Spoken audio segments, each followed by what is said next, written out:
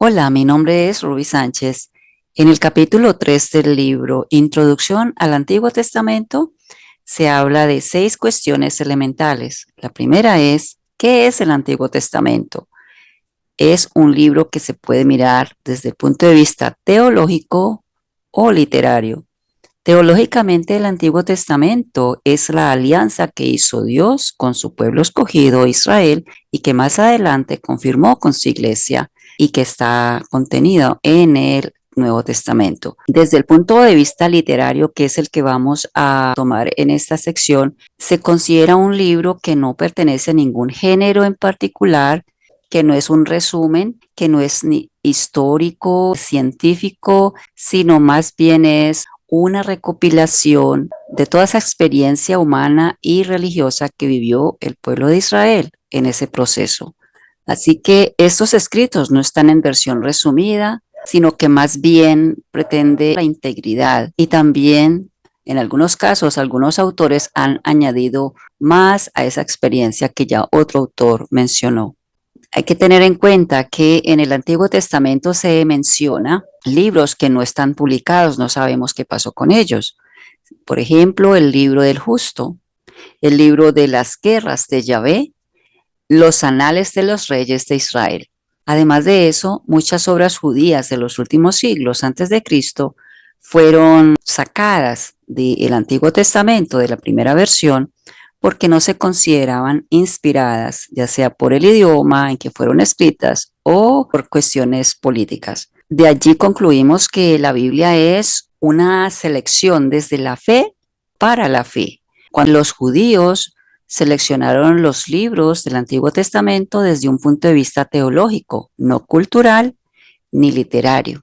Así que gracias a esa fe, los judíos recogieron esas experiencias de sus antepasados que exponían su identidad como pueblo, como nación, pero que no solamente era cualquier pueblo, sino el pueblo escogido de Dios que tenía una misión por cumplir. En medio de las actividades de supervivencia, este pueblo fue descubriendo el llamado de Dios como pueblo escogido. Describen nombres de personas concretos, lugares y tiempos delimitados.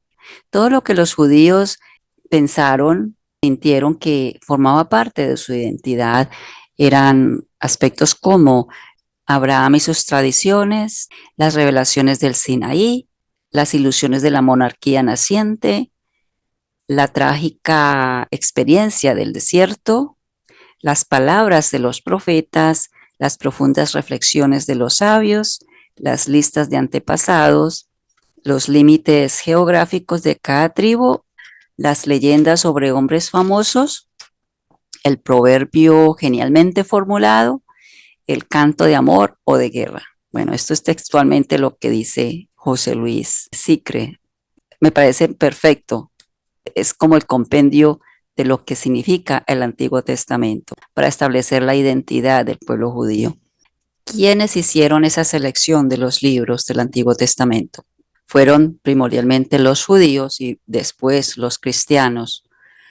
Los judíos inicialmente solo aceptaron el Pentateuco, que son los primeros 5 libros, como el Génesis, el Éxodo, Levítico, Números y Deuteronomio. Esos libros estaban escritos en hebreo. El Pentateuco se aceptó en el siglo V antes de Cristo. Más adelante, en el siglo I después de Cristo, se aceptaba popularmente una lista de 22 o 24 libros del Antiguo Testamento. Sin embargo, el canon hebreo se fijó solo hasta el final del siglo II y comienzos del siglo III. Los mismos judíos discrepaban en cuanto a los criterios que usaban para la selección de los libros. Por otro lado, los macabeos eran enemigos de los judíos, de los fariseos específicamente. Los fariseos eran los que finalmente daban la última palabra en cuanto a qué iba y qué no iba.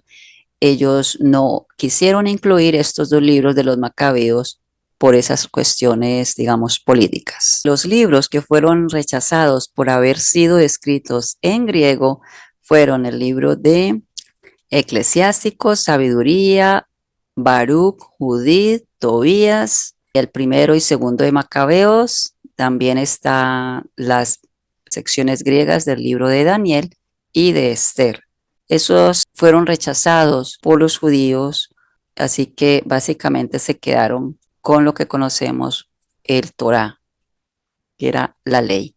El canon amplio se formó después cuando se adicionaron los libros deuterocanónicos, que fueron ya en un segundo momento. Unos líderes protestantes no le dieron el mismo valor a los libros deuterocanónicos. Los incluyeron en la versión de la Biblia en ese entonces, pero los dejaron al final como libros de buena lectura. La clasificación de los libros, quién la hizo y cómo quedó. Hoy tenemos una versión más parecida a agruparlos por estilo. Tenemos el Torá, que es la ley. Estos libros son el Génesis, el Éxodo, el Levítico, el Números y Deuteronomio. Esto sería el Pentateuco. Los libros deuterocanónicos son Tobías, Judith, Sabiduría, Eclesiástico, Baruch, Carta de Jeremías, Macabeos, secciones griegas del libro de Esther y del libro de Daniel. Bueno, la versión española, que ya incluye los libros deuterocanónicos, es algo más parecido a lo que tenemos hoy, que incluye el Pentateuco o el Torá, los 5 primeros libros, luego los libros que se consideran históricos, como Josué, Jueces, Samuel, Reyes, Crónicas, Esdras, Nehemías y Macabeos. Luego vienen narraciones, no son libros extensos, estos son Ruth, Tobías, Judith, Esther.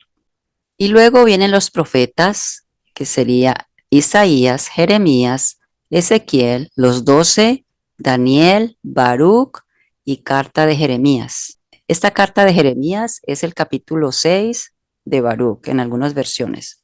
Los 12 profetas menores serían Oseas, Joel, Amós, Adías, Jonás, Miqueas, Nahum, Habacuc, Sofonías, Ageo, Zacarías y Malaquías. La poesía también está allí. Sería Salmos, Cantar de los Cantares, Lamentaciones, y ese pues puede ser un medio por el cual muchos se han identificado más con la Biblia, porque parece ser que a veces es más como de sentimiento. Bueno, la poesía. Ahora vienen los sapiensales. Sapiencia ya sabemos que es de conocimiento, ¿verdad? Están los proverbios, Job, Eclesiastés, el eclesiástico, sabiduría. Otra cuestión, ¿en qué idioma fueron escritos? El Antiguo Testamento está primordialmente escrito en hebreo. La quinta cuestión sería, ¿cómo llegaron esos escritos hasta nuestros días, hasta nosotros? Los manuscritos, que eran membranas de piel o de papiro, eran escritas en un solo lado. Y también existen los códices, que ya son escritos de doble cara. Hay más de 190 manuscritos que se escribieron entre 250 antes de Cristo y 135 después de Cristo. Principalmente se encontraron en Qumran y Masada en Judá. Dentro de esos escritos está el de Isaías. En el año 895 después de Cristo se escribió el Códice de los Profetas del Cairo, el de los profetas anteriores como Josué, Jueces, Samuel y Reyes. De los posteriores también Isaías, Jeremías, Ezequiel y de los 12. Hay otro códice que se escribió que se llama Código de Alepo. Fue escrito en el año 930 después de Cristo.